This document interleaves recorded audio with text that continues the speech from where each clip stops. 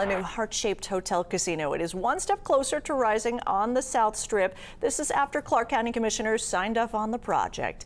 Developer Eli Applebaum plans an 874-room tower across from Mandalay Bay. Those are the renderings.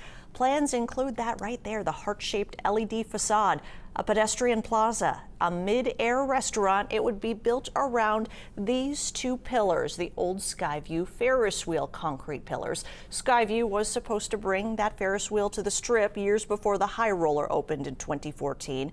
Construction on it stalled in 2012, leaving those pillars standing for more than a decade. There's still no timeline for when that heart-shaped casino could open or what it could be called.